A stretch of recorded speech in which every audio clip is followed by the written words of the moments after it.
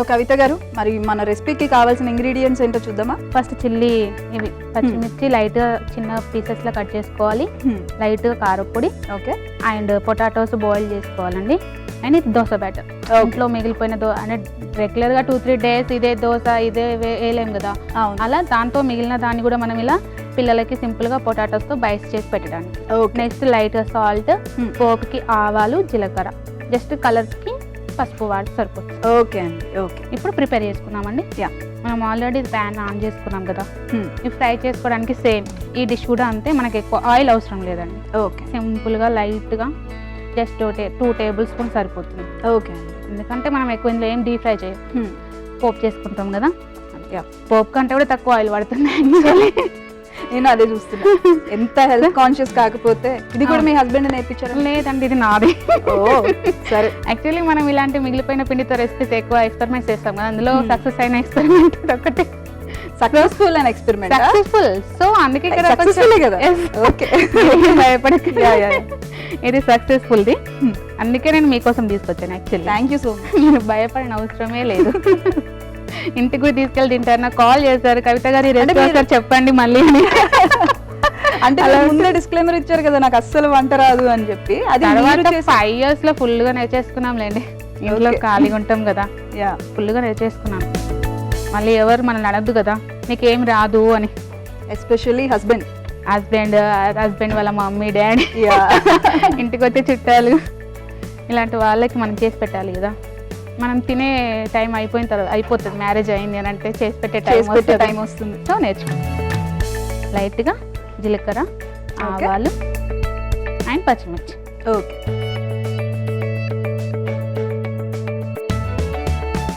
లైట్గా యాక్చువల్లీ మనం ఈ పచ్చిమిర్చిని ఇంకొంచెం చిన్నగా కూడా కట్ చేసుకోవచ్చు, ఎందుకంటే బైట్స్ లాగా మనం దీంట్లో పూర్ణం బూరలు తెలుసా అండి మీకు? పూర్ణాలు, సో అలా వస్తుంది మనకి. అందులో పూర్ణం పెట్టినట్టు మనం ఇందులో పొటాటోస్ పెడతాం అంతే. Okay, okay, simple. So just stuffing అన్నమాట అంతే. స్టఫింగ్ లాగా. సరే, ఓకే. పిల్లలు సేమ్ దోశ అంటే తినరు, ఇడ్లీ అంటే రెగ్యులర్ పెడతాం తినరు, సో మసాలా దోశ బైట్స్ అంటే ఏదో కొంచెం పాష్ గా ఉంది. బాగుంది మమ్మీ, ఇదేదో బాగుంది మమ్మీ, పెట్టు మమ్మీ అని అంటారు. పెట్టిన తర్వాత తినాల్సిందే ఇక వాళ్ళు. డెఫినెట్లీ. ఇప్పుడు పొటాటోస్ బాయిల్, ఆల్రెడీ నేను బాయిల్ చేస్తాం ఇవి. ఓకే, ఇవి మనం బాయిల్ చేసి స్మాష్ చేసేదా? అవునండి. ఓకే, ఓకే, స్మాల్ బాల్స్ లా చేసుకోవాలి, సో బాయిల్ చేస్తే బాగా వస్తుంది. Okay, okay. ఇంట్లోనే లైట్గా కారపొడి, లైట్ సరిపోతుంది, కర్రీలా కాదు కదా. ఇంట్లోనే సాల్ట్ లైట్గా, అంతే అండి. సింపుల్ అయిపోయిందా? సింపుల్.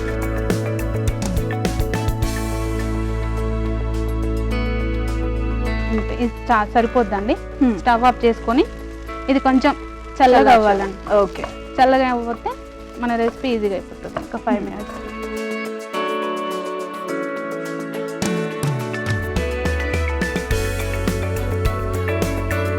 ఇప్పుడు మనం పొంగనాల ప్యాన్ తెలుసు, అందరింట్లో ఉంటాయి ఇవి. ఓకే, ఇలా మనం ఆన్ చేసుకొని లైట్గా ఆయిల్ ఇందులో స్ప్రెడ్ చేసుకోవాలి, అంటే స్టిక్ అవ్వకుండా ప్యాన్స్కి మంచిగా మనకి.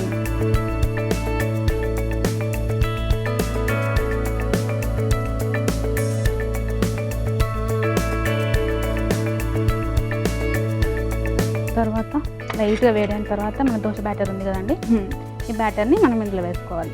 ఓకే, ఫస్ట్ కొంచెం వేసుకున్నాం, ఎందుకంటే మళ్ళీ పైనుంచి మళ్ళీ వేయాలి.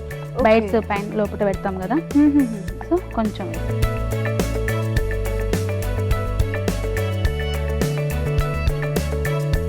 ఫస్ట్ దోశ బ్యాటర్ వేసి తర్వాత ఆనియన్ స్టఫ్ చేసి తర్వాత మళ్ళీ బ్యాటర్ వేయాలి. అంతే, సింపుల్.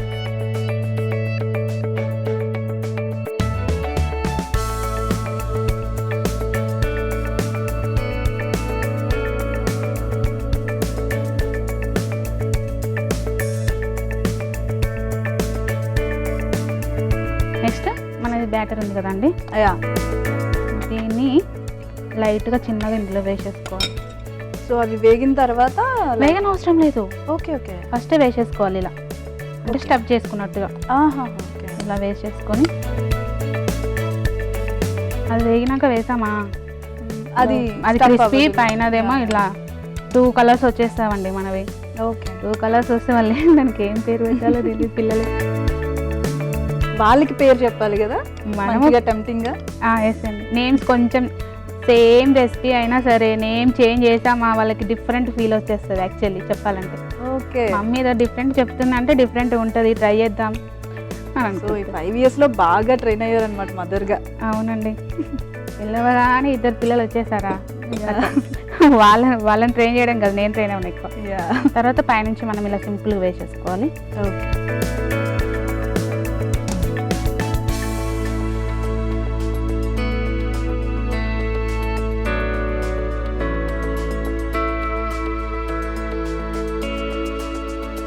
సో మరి మీ హస్బెండ్ గురించి ఇంత చెప్పారు కదా, ఆయన పేరేంటి? తన పేరు రంజిత్ అండి. రంజిత్. Yes. రంజిత్ గారు, గవర్నమెంట్ మీ వైఫ్ చాలా లక్కీ అండి మీరు దొరకడం. తను కూడా లక్కీ, నేను దొరకడం. అబ్బా నిజమే, అంతే, తనని ఇంత అర్థం చేస్తున్నానంటే తను ఎంత లక్కీ కదా. అంతే మరి, ఇద్దరం లక్కీ అండి. మా ఇద్దరికి నా పిల్లలు ఇద్దరు చిన్న పిల్లలు, వాళ్ళిద్దరు దొరకడం, మేమిద్దరం. మీ ఇద్దరు ఇలా ఉండటం వల్ల మీ పిల్లలు బాగా లక్కీ. వాళ్ళిద్దరు ఉండడం వల్ల మేమిద్దరం లక్కీ. హ్యాపీ ఫ్యామిలీ అనుకోండి ఫైనల్ గా. అది సిమ్లోనే పెట్టాలా, హై పెడదామా? సార్ అదొకసారి కదా, సిమ్లో సరిపోతుంది, హై పెడితే మాడిపోతుంది.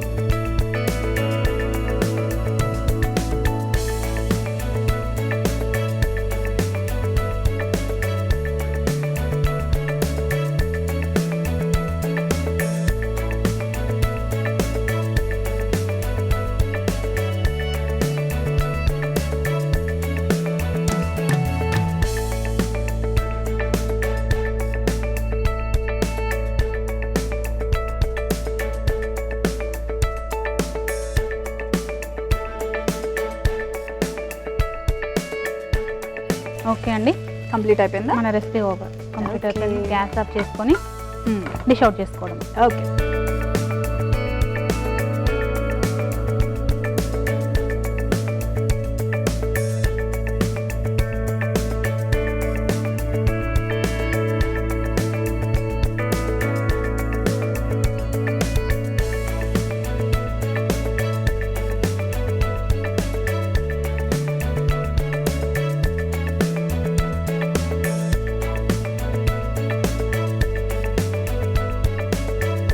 ఇది మన స్పెషల్ అండి, మసాలా దోశ బైట్స్. టేస్ట్ చేసి ఎలా ఉందో చెప్పండి. థ్యాంక్ యూ సో మచ్ అండి కవిత గారు. మసాలా దోశ బైట్స్ టేస్ట్ చేసే ముందు తయారీ విధానం ఒకసారి చూద్దాం. మసాలా దోశ బైట్స్ కావలసిన పదార్థాలు: దోశ బ్యాటర్, ఉడికించుకున్న బంగాళదుంప, కారం, ఉప్పు, పసుపు, జీలకర్ర, పచ్చిమిరపకాయలు, ఆవాలు. మసాలా దోశ బైట్స్ తయారీ విధానం: ముందుగా స్టవ్ ఆన్ చేసి పాన్ పెట్టి నూనె వేసి జీలకర్ర, ఆవాలు, పచ్చిమిరపకాయ ముక్కలు, పసుపు, ఉడికించి పెట్టుకున్న బంగాళదుంప మిశ్రమం, కారం పొడి, ఉప్పు వేసి బాగా కలుపుకొని మగ్గించి పక్కన పెట్టుకోవాలి. తర్వాత పొంగనాల పాన్ పెట్టి అందులో దోశ బ్యాటర్ వేసి అందులో ముందుగా ఫ్రై చేసి పెట్టుకున్న బంగాళదుంప మిశ్రమం వేసి దానిపైన మళ్ళీ దోశ బ్యాటర్ వేసి 2 వైపులా ఫ్రై చేసుకొని డిష్ అవుట్ చేసుకొని సర్వ్ చేసుకోవాలి. అంతే, మసాలా దోశ బైట్స్ రెడీ.